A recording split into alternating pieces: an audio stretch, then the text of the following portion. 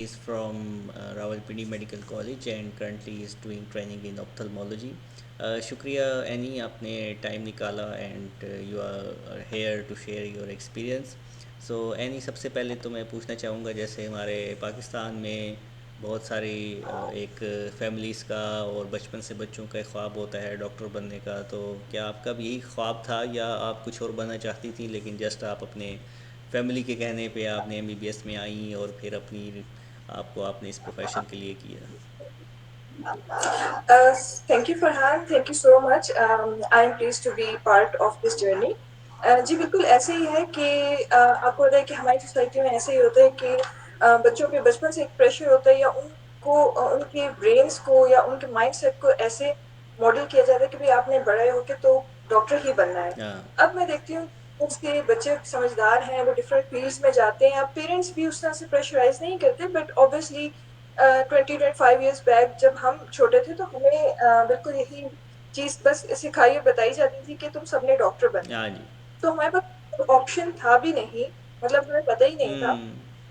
तो I am blessed in the sense कि that I am born and raised in Islamabad. और मैं एक एजुकेटेड फैमिली से हूँ, तो वहाँ पे ऑलरेडी जो मेरी बहुत सारी रिलेटिव्स थी वो डॉक्टर्स ही थी, या हाँ टीचर्स हाँ. थी या डॉक्टर्स थी. तो यही था कि बस पेरेंट्स की भी ख्वाहिश थी, मेरी अपनी भी अगेन वही रुझान बन जाता है आपका. तो अल्लाह का शुक्र है कि luckily I got admission in Rawalpindi medical college. तो वो अपने आप में ही एक अचीवमेंट होती है. तो ये है कि मैं ये अगर मुझसे आप पर्सनली पूछे तो मैं एक टाइम था कि वाकई आर्ट्स में जाना चाहती थी. फिर एक टाइम था कि मैं अकाउंटिंग में जाना चाहती थी, बट ऑब्वियसली उस वक्त शायद हम थोड़ा इमेच्योर भी होते हैं और इतने इनडिसाइसिव भी होते हैं. तो जो हमारे पेरेंट्स हमें कहते हैं कि तो हम वो ऑब्वियसली डिसिप्लिन अडॉप्ट कर लेते हैं. हम्म. तो ऐसे ही आरएमसी में एडमिशन भी हो गया और फिर मैं डॉक्टर भी बन गई. और अल्लाह ताला की तरफ से मुझे मौका भी मिल गया कि मैं लोगों की खिदमत कर सकूं, अपनी सोसाइटी के लिए एक यूजफुल इंडिविजुअल बन सकूं. ओके. सो आपने मतलब मोटिवेशन ऑल दो फैमिली की तरफ से थी but it was your own such choice कि आप कुछ कर सकें और फिर आपने इस फील्ड को मुंतखब किया. ऐसे ही है, बिल्कुल ऐसे ही है अच्छा. कि मैंने अपनी किया. सेकेंडली मैं ये पूछना चाहूँगा कि जैसे हमारे माशरे में इस वक्त बहुत सारे डॉक्टर्स हैं, फिर हमारे प्राइवेट मेडिकल कॉलेजेस भी खुल चुके हैं और इसके अलावा इट्स लाइक कंपटीशन कि जब हम मैट्रिक करते हैं या ओ लेवल्स करते हैं तो एक हमारे ऊपर एक वो सवार हो जाता है कि अब हमने इससे कुछ करके ही निकलना है. सो डू यू थिंक ये जो प्रेशर है या ये जो एक ट्रेंड है हमारी सोसाइटी का, ऑल दो अब काफ़ी हद तक चेंज भी हो रहा है लेकिन स्टिल जो मैं समझता हूँ जैसे फैमिलीज़ हैं, जैसे आपने मेंशन किया जो हमारी एजुकेटेड फैमिलीज़ हैं या इवन के जो विलेजेस में भी हैं उनका भी ये ट्रेंड है. सो क्या बच्चों के ऊपर इस चीज़ का नेगेटिव इफेक्ट आता है?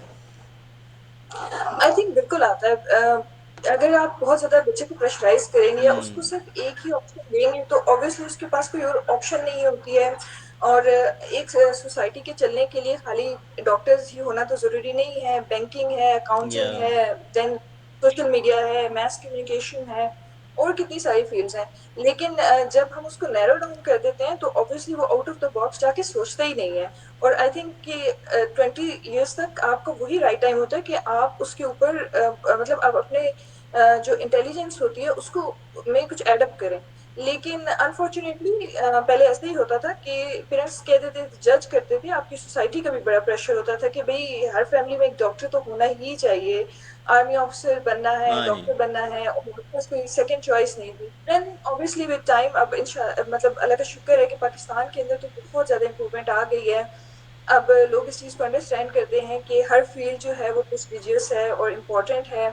और अब तो ये है कि अब मैं देखती हूँ छोटे छोटे बच्चे ने भी ऑलरेडी डिसाइड कर लिया होता है कि हमने कौन सी फील्ड में जाना है और कौन से उसका के लिए क्या रूट अपनाना है. तो आई think it's very good now. लेकिन ये है कि हाँ, अगर पेरेंट्स को भी थोड़ा सा ओपन माइंडेड भी होना चाहिए और ओपन हार्टेडली इस चीज को एक्सेप्ट भी करना चाहिए.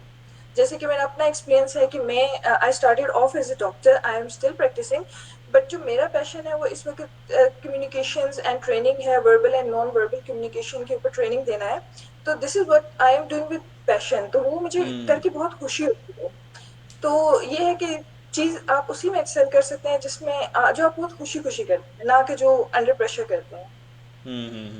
ऐसा ही है. और इसके अलावा मेडिकल प्रोफेशन में I I also belong to medical family. So मैं ये पूछना चाहूँगा कि जो हम इस वक्त मेडिकल प्रोफेशन में बहुत सारे चैलेंजेस हैं और मुश्किलात हैं और कंपटीशन तो ऑलमोस्ट है, होता ही है हर जगह।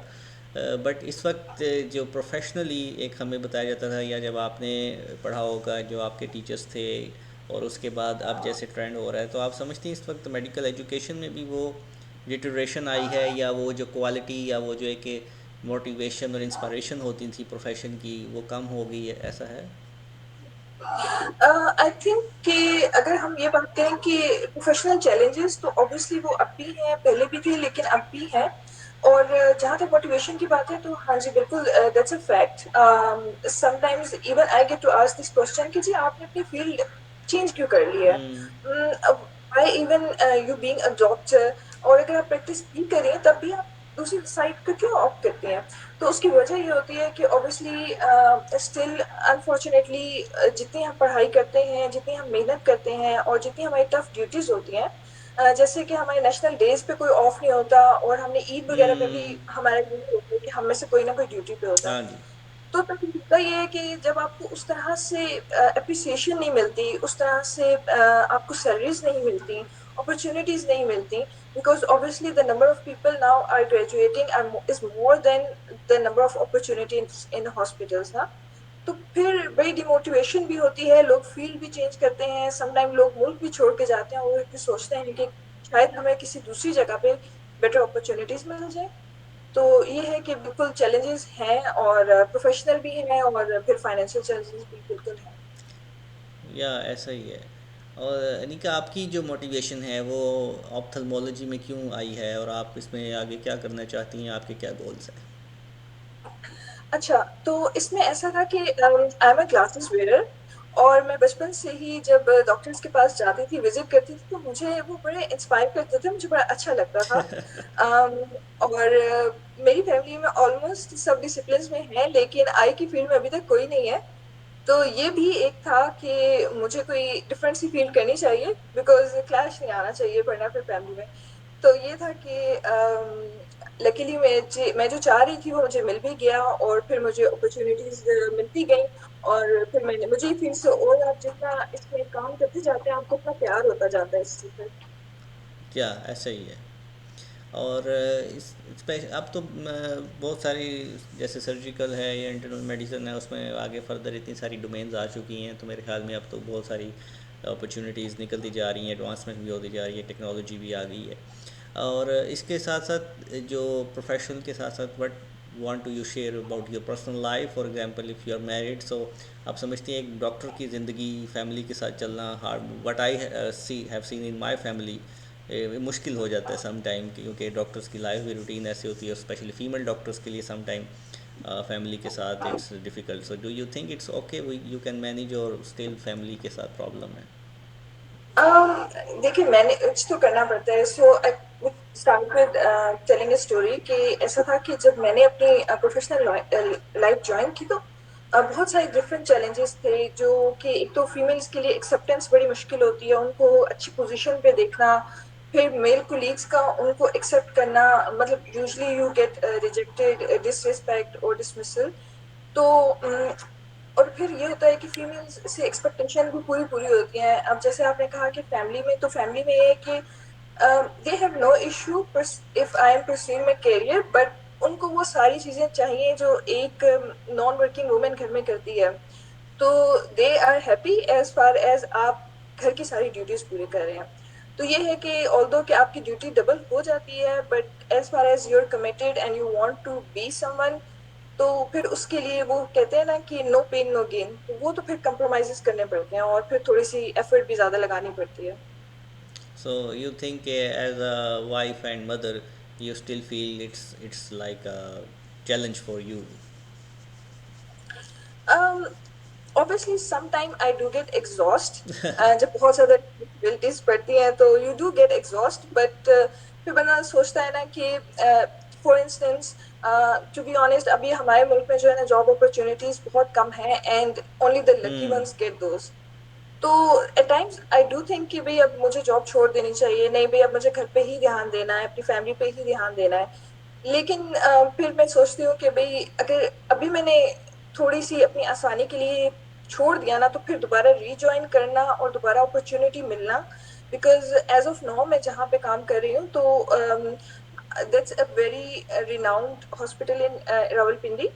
तो ये है कि बार-बार वहाँ पे फिर अपॉर्च्युनिटीज़ भी नहीं मिलती, और फिर एक दफ़ा आप ऐसे ही है ना कि जैसे आप पढ़ाई छोड़ दें तो दोबारा पढ़ाई करना मुश्किल हो जाता है। इस तरह आप एक दफ़ा करियर से ब्रेक ले लें तो आई थिंक कि फिर जी जी। दोबारा करियर करना मुश्किल हो जाता है। तो मुश्किलात तो हैं ऑब्वियसली, थोड़ा-सा मैनेज करना भी कभी-कभी बहुत मुश्किल हो जाता है। लेकिन ये कि I still because I am committed I think, तो इसलिए फिर अपनी कमिटमेंट तो पूरी करनी है अपने साथ। हाँ ऐसा ही है। और एज यू मेंशन के जो वर्क प्लेस पे आपने कहा कि मेल कम्युनिटी की तरफ से सम टाइम कुछ चैलेंजेस होते हैं, वो क्या एग्जैक्टली होते हैं? आप समझते हैं कि मेल्स जो हैं वो स्टिल अभी तक जो हमारा एक डोमिनेंट कल्चर है वो एग्जिस्ट कर रहा है, या they now believe in equality for the both genders? Well honestly verbally तो बड़ी एक्सेप्टेंस करते हैं, वर्बली दे देते हैं। और एवरी जॉब डिस्क्रिप्शन के ऊपर अगर आप देखें, मे बी मेडिकल और नॉन मेडिकल, तो वहाँ लिखा होता है कि we believe in equal opportunities, but ऐसा नहीं है। They do discriminate based on gender, and also the fact जो उनकी प्री कंसीव नोशंस होती हैं कि भाई ये तो वुमेन है, ये लॉन्ग लास्टिंग हमारे साथ नहीं रह सकती है, अभी इसकी शादी होगी ये छोड़ देगी, अभी सर्कमस्टेंसेस चेंज होंगे ये ऑफ पे चली जाएंगी, तो वो जॉब में लेकिन आपको ऐसा प्रायोरिटी होता देते है ही भी, खवातीन करती भी हैं ऐसा। ऐसा है भी है, बिल्कुल है। अगेन एज आई सेड कि it depends on person to person. I think it's not about the gender issues, it's more about the personality issues, because ये पर्सनैलिटी पे होता है कि आप कितने कंसिस्टेंट हैं, आप कितने हार्ड वर्किंग हैं, आप चैलेंजेस को कैसे फेस करते हैं और हम्म। उनको कैसे नेविगेट करते हैं। तो जब इसकी बेसिस पे होता है तो I always feel very uncomfortable. तो ये है कि एक तो ये चैलेंज होता है कि आपको अच्छी जॉब मिलना ही मुश्किल है, और जब मिल जाती है तो फिर you have to keep up with it, वो उससे भी ज्यादा इवन हार्डर है। उसमें होता ये है कि इवन जैसे अब हम लोगों का काम जो है वो पब्लिक से है, ठीक है, पब्लिक इंटरेक्शन होता है, तो आपके एम्प्लॉयज अगर आपकी हेल्प करना भी चाहते हैं ना, अगर वो आपके लिए ट्रबलसम नहीं भी हैं, तो समटाइम्स आने वाले लोग आपके लिए ट्रबलसम हो जाते हैं। सीइंग अ फीमेल डॉक्टर, उनकी एक परसेप्शन होती है कि अच्छा ये तो अच्छी डायग्नोसिस नहीं कर सकती, ये अच्छा ट्रीटमेंट नहीं दे सकती। उसके अलावा जो है काफी सारे मतलब समटाइम आपके सबऑर्डिनेट्स डिसरिस्पेक्ट करते हैं कि अच्छा हम आदमियों की एक औरत की सुने, हम इस ये हमें बताएगी। जैसे कि मैंने कहा कि अभी मैं ट्रेनिंग्स भी देती हूँ on verbal no verbal communications, तो उसमें भी ऐसा ही होता है। मेल ऑडियंस सुनने को तैयार ही नहीं होती है, देर लाइक ये हमें बताएगी, अच्छा रियली ऐसा है। तो ये कुछ चैलेंजेस हैं। और इसी तरह मैनेजमेंट में भी वो कोशिश करते हैं कि मेल हो, तो हम इसको सम अप करके ये कह सकते हैं कि हाँ वर्बली तो हमारी सोसाइटी में बहुत बात की जाती है कि नहीं जी हम we believe in equal rights, लेकिन आई थिंक प्रैक्टिकली ऐसा नहीं होता। ओके। और इसकी डिफरेंसेस गवर्नमेंट पब्लिक सेक्टर और प्राइवेट सेक्टर में डिफरेंट है? यू थिंक कि प्राइवेट सेक्टर में ग्रो कर रहा है खवातीन का रुझान, या ये इक्वल दोनों तरफ है? आई थिंक गवर्नमेंट सेक्टर में क्योंकि अपॉर्चुनिटीज ही कम है, तो वहाँ पे ऑब्वियसली फीमेल रिप्रेजेंटेशन ही कम है।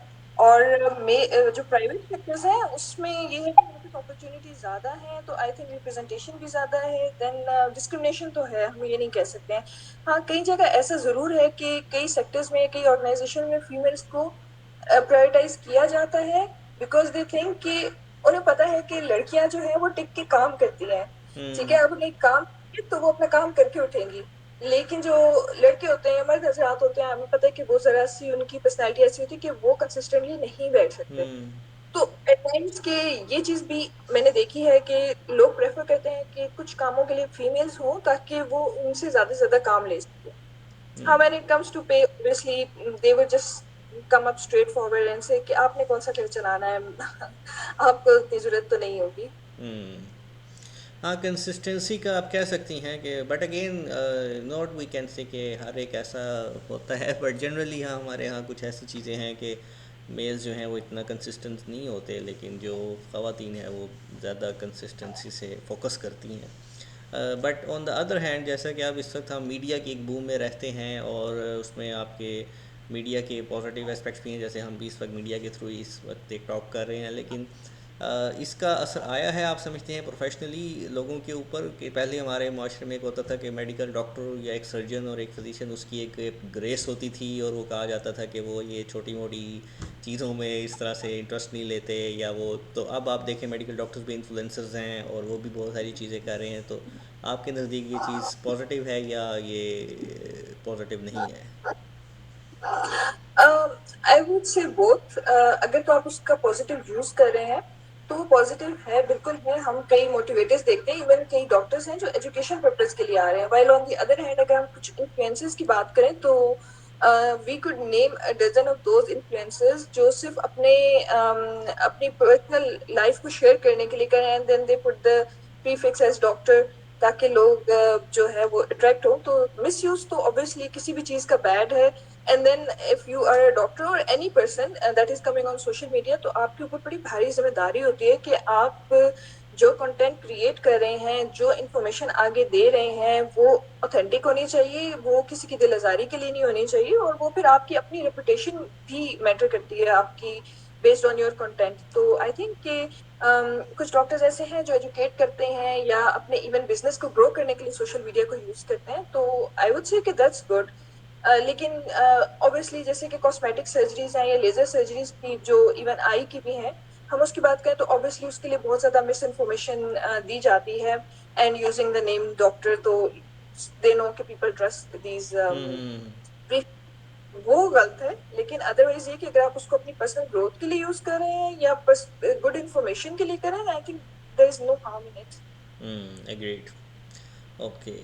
और इसके अलावा आप जो हमारा एज अ मेडिकल प्रोफेशन में आपका जो एक्सपीरियंस रहा है टूवर्ड्स पेशेंट्स, तो डू यू थिंक कि हमारे जो डॉक्टर और पेशेंट का जो एक रिश्ता है उसमें कुछ आई हैं ऐसी चीज़ें कि जिसमें हम समझते हैं कि पहले पेशेंट्स भी बहुत रिस्पेक्टफुल होते थे डॉक्टर्स के लिए, और वो एक मसीहा की हैसियत वाला जो रोल हम कहते हैं वो होता था, क्या वो अभी है या वो भी ख़त्म हो गया है? पेशेंट्स भी अब आपको कहते हैं कि नहीं तुम्हारी ड्यूटी है, तुमने करना है? I would say again both. कुछ लोग, इट डिपेंड्स कि आपकी सोशल एजुकेशन कैसी हुई हुई है, आप कैसे, आपका प्रोडक्ट क्या है। तो some people are very respectful, or they even wait for hours and they would say nothing. Others are obviously थोड़ी सी हमारी सोसाइटी में अभी भी lack of education और वो हम्म। civic sense जिसे हम कहते हैं वो जी। थोड़ी सी कम है।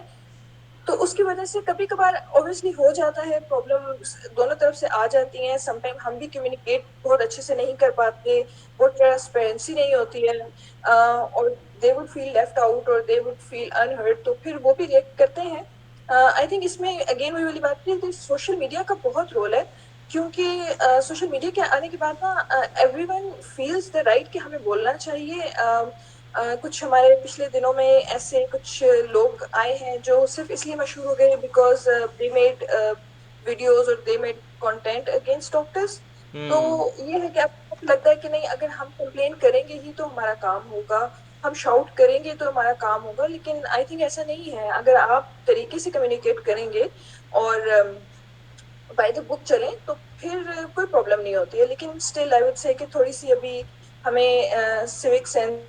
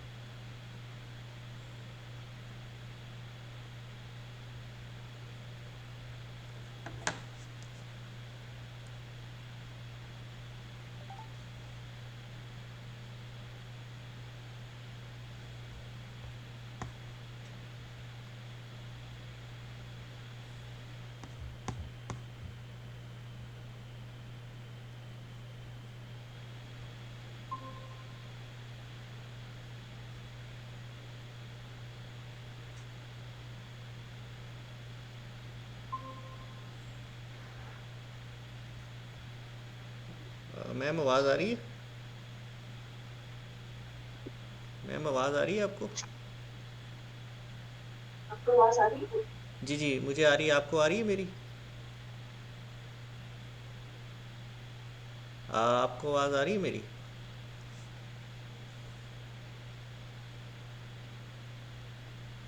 आप आ रही है आवाज़ आपको?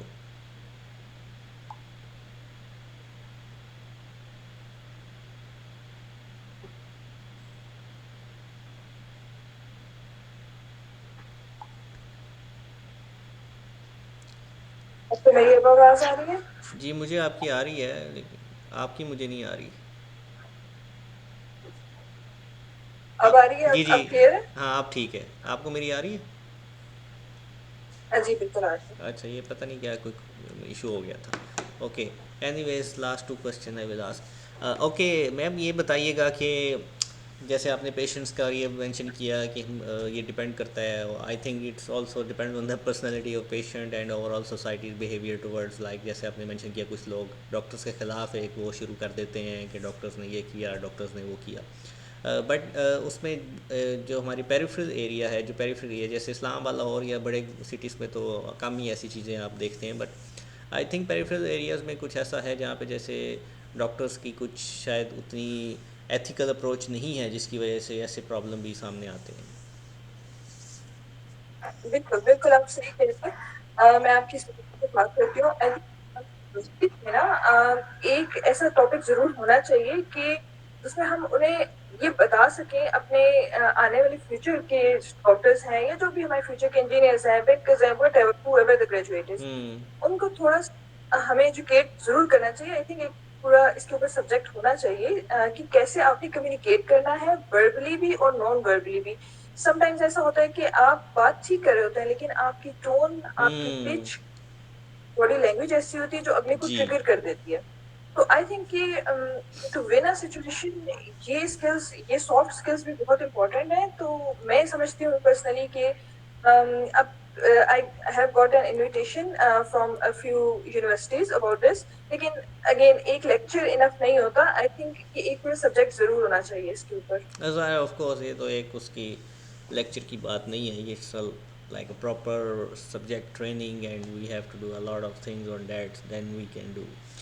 ओके, एंड आखिरी मैं आपसे पूछना चाहूँगा about your personal way of expressions and to deal the things. जब गुस्सा आता है तो क्या करती हैं, और आप क्या समझती हैं इस वक्त हमारे माशरे में जो टॉलरेंस पेशेंस कम होती जा रही है? हम रोड पे जाते हैं, हम ड्राइविंग करते हुए, और हर जगह हमें अजीब व गरीब चीज़ें नज़र आती हैं हमारे माशरे में, तो उस पर आप कैसे रिएक्ट करती हैं?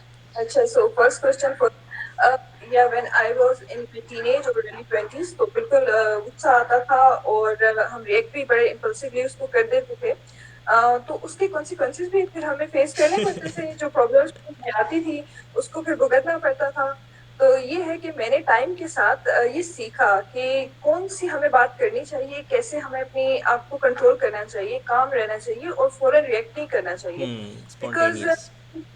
आपका इम्पल्सिव रिएक्शन होता है ना, वो बड़ा ट्रूथफुल होता है मगर वो बड़ा टॉक्सिक हो सकता है। हम्म। ठीक है?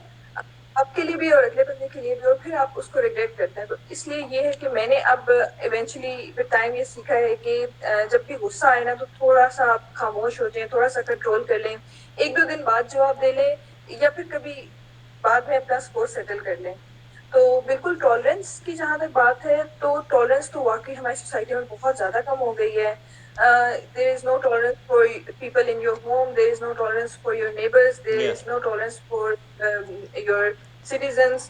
तो फिर ये जो हरकतें हैं, even I don't want to mention this, लेकिन ये कि भई हम लोग बाहर के मुल्क में भी, जैसे कि आपने कहा कि जाके अभी एक हमारे बहुत ही दोस्त मुल्क थे और वहाँ लोग बहुत जाते थे। Let me allow me to say कि हम यूएई का बहुत करते थे। जी जी जी। लेकिन क्या हमारी अपनी कुछ ऐसे वहाँ लोगों ने काम किए हैं कि वो मजबूर हो गए हैं कि हमसे माज़रत कर लें जी कि जी। भई आप आए तो पूरी एथिकल वैल्यूज़ लेके आएँ। हाँ जी। तो ये आई थिंक एजुकेशन का ये पार्ट ज़रूर होना चाहिए कि आपने अपने आप को खुद अच्छे से प्रेज़ेंट कर सकें। या ethical problem we have a lot, जिसकी वजह से ये चीज़ें आई हैं, और बट हम सबको मिलकर इस पे काम करना चाहिए। Like I am in abroad and I always try to give positive image of our nation. But ये है कि वही कि जब यहाँ आते हैं लोग, और हमारे पाकिस्तानी बहुत सारे अच्छे लोग भी हैं, लेकिन मुख्तलिफ़ किस्म की उनकी दूसरे अंदाज भी हैं, तो यस, उस पे काम करने की ज़रूरत है। और लेकिन ये है कि हम शायद इसमें डिग्रीज़ का इतना किरदार नहीं है जितना शायद हमें सेल्फ पर्सनालिटी ग्रूमिंग और उन चीज़ों को मद्देनज़र रखना चाहिए। बहुत सारे डॉक्टर्स ऐसे काम कर जाते हैं जो हम बयान नहीं कर सकते, और बहुत सारे दूसरे स्पेशलिस्ट पीएचडीज वो भी ऐसे काम करते हैं। So it depends on how we do really in the personality grooming. बिल्कुल, हमें ना ये रिस्पॉन्सिबिलिटी लेनी पड़ेगी कि हम जो कुछ भी हैं ना खाली हम अपने आप को रिप्रेज़ेंट करें, जी। हम अपनी फैमिली को रिप्रेज़ेंट करें, हम अपनी एजुकेशन को, अपने डिसिप्लिन को इवन अपने मुल्क को हम रिप्रेज़ेंट कर रहे या होते हैं, तो बिल्कुल हमें सबको रिस्पॉन्सिबिलिटी लेनी पड़ेगी इन चीज़ों की। ऐसा ही है। थैंक यू डॉक्टर निका सिद्दीकी हमारे साथ थी, बहुत शुक्रिया। I will share this talk and hope audience will enjoy, and I wish we can have another talk soon. आपके लिए बहुत वेरी सारी मच। तमन्नाएं, एंड आपका प्रोफेशन जो मेडिकल प्रोफेशन है that is really inspirable, at least for me. I really admire the people from this profession. Okay, thank you.